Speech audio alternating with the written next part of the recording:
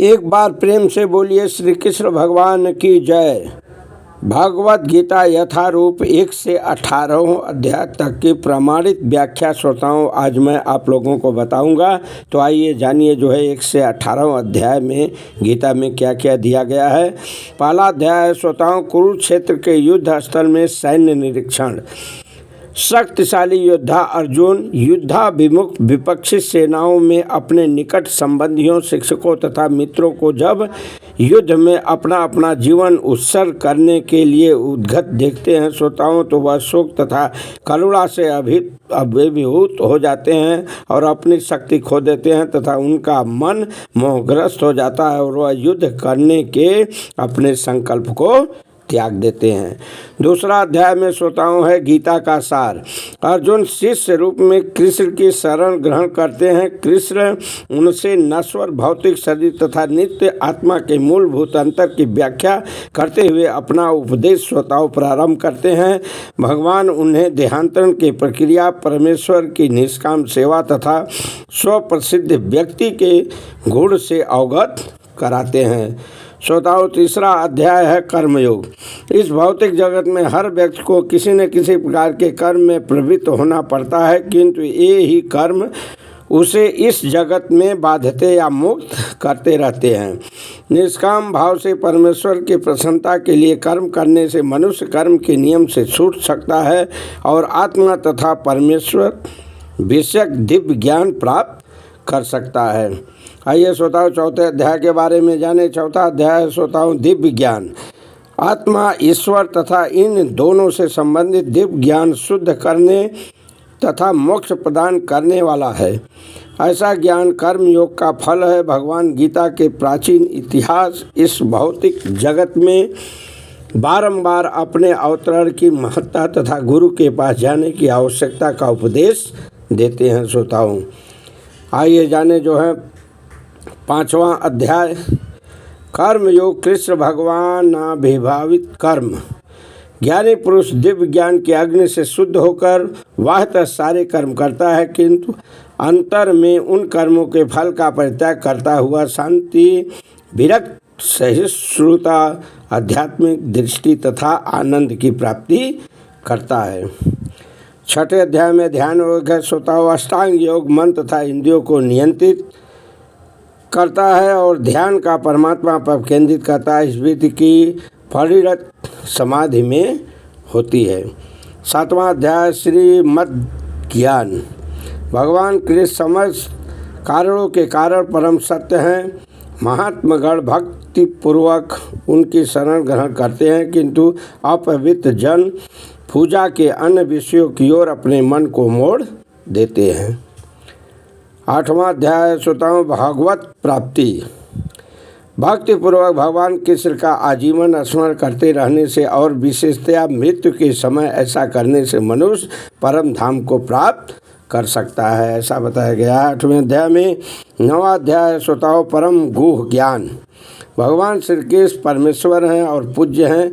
भक्ति के माध्यम से जीव उनसे शाश्वत संबंध है। शुद्ध भक्ति को जागृत करके मनुष्य कृष्ण के धाम को वापस जाता है, ऐसा भगवान श्री कृष्ण अर्जुन को बता रहे हैं। और अध्याय 10वें में कह रहे हैं भगवान का ऐश्वर्य। इसमें भगवान श्री कृष्ण बताए हैं हमारा क्या ऐश्वर्य है। बल, सौंदर्य, ऐश्वर्य या उत्कृष्टता प्रदर्शित करने वाली समस्त अद्भुत घटनाएं, चाहे वे इस लोक में हो या आध्यात्मिक जगत में, कृष्ण की दैवी शक्ति एवं ऐश्वर्य की आंशिक अभिव्यक्तियाँ हैं। समस्त कारणों के कारण समस्त स्वरूप सर्वस्वरूप कृष्ण समस्त जीव के परम पूजनीय हैं, ऐसा श्रोताओं जो है बताए हैं।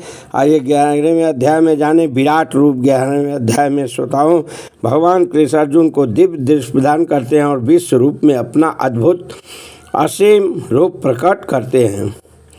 इस प्रकार वे अपनी दिव्यता स्थापित करते हैं। कृष्ण बतलाते हैं कि उनका सर्व आकर्षक मानव रूप ही ईश्वर का आदि रूप है। मनुष्य शुद्ध भक्ति के द्वारा ही इस रूप का दर्शन कर सकता है, अन्यथा दर्शन मेरा असंभव है। अध्याय 12वें में श्रोताओं बताए हैं भक्ति योग। कृष्ण के शुद्ध प्रेम को प्राप्त करने का सबसे सुगम एवं सर्वोत्तम साधन भक्ति योग है। इस परम पद का अनुसरण करने वाले में दिव्य गुण उत्पन्न हो जाता है। 13वां अध्याय है स्वतः प्रकृति पुरुष तथा चेतना। जो व्यक्ति शरीर आत्मा तथा इनसे भी परे परमात्मा के अंतर को समझ लेता है उसे इस भौतिक जगत से मोक्ष प्राप्त हो जाता है। 14वें अध्याय में श्रोताओं बतलाया गया प्रकृति के 3 गुण। सारे देहधारी जीव भौतिक प्रकृति के 3 गुणों के अधीन है। वे सतो रजो तथा तमो गुण हैं। कृष्ण बताते हैं कि ये गुण क्या हैं, ये हम पर किस प्रकार क्रिया करते हैं, कोई इनको कैसे पार कर सकता है और दिव्य पद को प्राप्त व्यक्ति के कौन कौन से लक्षण हैं। 15वां अध्याय श्रोताओं पुरुषोत्तम योग। वैदिक ज्ञान का चरम लक्ष्य अपने आप को भौतिक जगत के पास से विलग करना तथा कृष्ण को भगवान मानना है। जो कृष्ण के परम स्वरूप को समझ लेता है वह उनकी शरण ग्रहण करके उनकी भक्ति में लग जाता है। 16वां अध्याय श्रोताओं दैवी तथा आसुरी स्वभाव। शास्त्रों के नियमों का पालन न करके मनमाने ढंग से जीवन व्यतीत करने वाले तथा आसुरी गुणों वाले व्यक्ति अधम योनियों को प्राप्त होते हैं और आगे भी भवबंधन में पड़े रहते हैं। किंतु दैवी गुणों से संपन्न तथा शास्त्रों के आधार मानकर नियमित जीवन बिताने वाले लोग आध्यात्मिक सिद्धि प्राप्त कर लेते हैं, ऐसा बताया गया। 16वें में 17वें अध्याय में हमें श्रोताओं श्रद्धा के विभाग।